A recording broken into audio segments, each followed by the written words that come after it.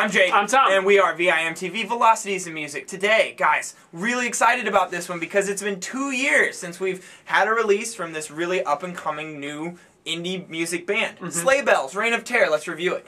Back in 2010, when Treats came out, Sleigh Bells' first release, Tom and I, and every other music reviewer out there, and music aficionado, we all listened to this album because it's this brand new sound. These guys are just crazy, and just really loud, intense, unique sound.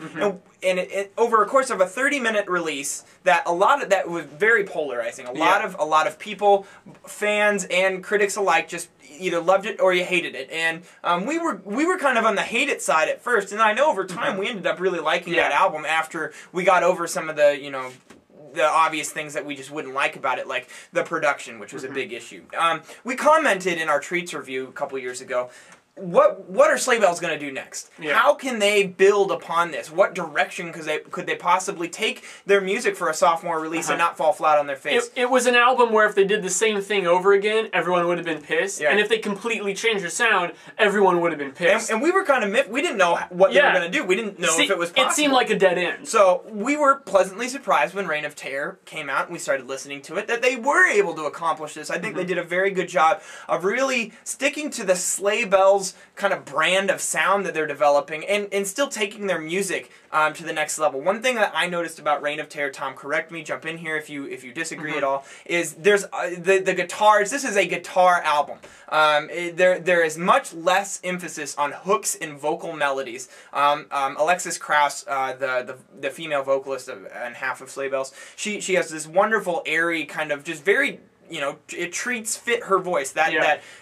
album name fit her voice. It's very sweet sounding. And this album takes that sound, that sweet sound you were used to on Treats, and just completely contorts it. And you get a lot of just really, really thick beats that are just, in your face and just pounding. And then just this guitar that just grinds. It's reminiscent of like late 80s hair metal, just distortion.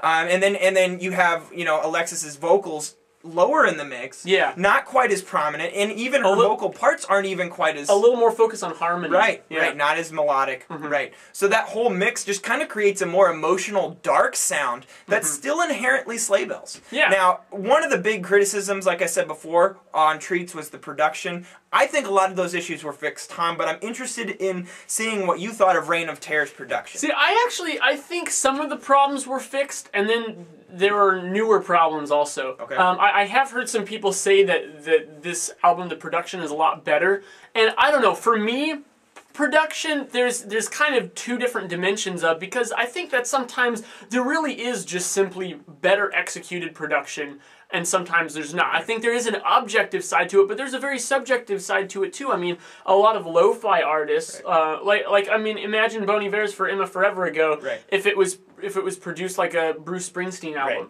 It wouldn't work. It wouldn't work. So it's really just about being able to match it up with your sound.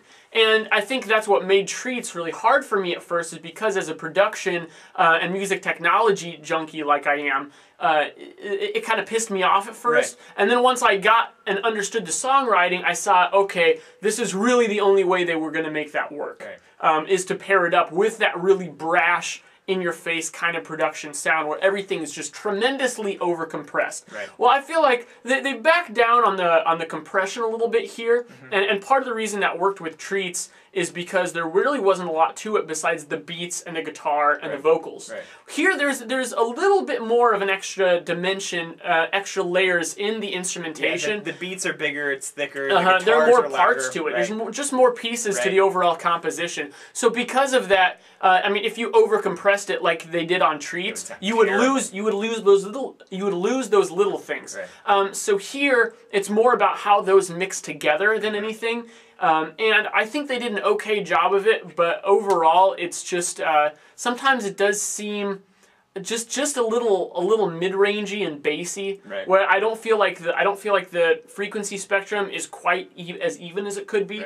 I think that's probably because of the emphasis on that guitar and beat combo. Especially since the guitar, you have a lot of mid-rangey guitar where you'll even have that kind of telephone effect where it sounds like he's playing to you over a phone.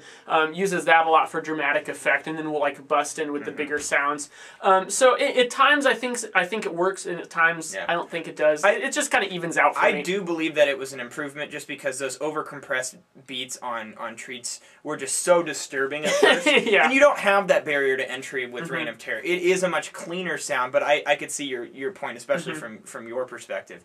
One thing that I really liked was how they were able to just counterbalance Alexis's vocal parts and the beat guitar combo. I thought that was a great songwriting move or tactic, kind of to bring out the emotion behind it. They work together a lot better, I'd say. Right. Now for me, this album is slightly longer than Treats. It's still relatively short. I think this is top-heavy. I think that the first, like, 5 or 6 tracks are great, and the last 3 or 4 I'm a little less hot on. And to me, I always prefer a back-heavy album, so a top-heavy album really just makes me kind of want to skip the last tracks and end the album prematurely. I never like that. But other than that, there's not a lot of criticisms here. This album doesn't blow me away. Yeah. I agree. There's not as much really gripping me about it, but I do like that they were able to move to a more sentimental sound. Right. I think it was a good stylistic move for them. I think it opens them up for future albums to be able to change even more without pissing people off, like we were saying. But I just think the songwriting could have been stronger in spots. Yeah, and I think that, you know, this band at some point will have to take it to the next level. They'll have to not make a 35-minute album or 30-minute album. They'll have to make something a little bit more expansive and ambitious. And absolutely. I'm really excited for whenever that point in time comes. I'm hoping that point in time comes, because otherwise it is inevitable. This band will dilute their own sound if they just keep producing the same thing. But was pleasantly surprised with Reign of Terror, and looking forward to see what Sleigh Bells does in the future. I'm sitting at a 77. I'm going 72. Go mid-70s for us. I think that's a very solid score for a very solid sophomore album from Sleigh Bells. What did you guys think about Reign of Terror? Let us know at www.velocitiesandmusic.com or youtube.com/velocitiesandmusic. Also, by the time you're watching this, we got a new website up. It's at www.velocitiesandmusic.com. Go check it out. Tell us what you think about our new look, because that's what we're all about. Tom especially has been working very hard on it, so thank you, Tom, and I'm trying to chip in here a little bit. You are, definitely. Yeah. So, guys, let us know what you think. Leave us a comment and get involved in the conversation. I'm Jake. I'm Tom. And we are VIMTV, moving music critique forward.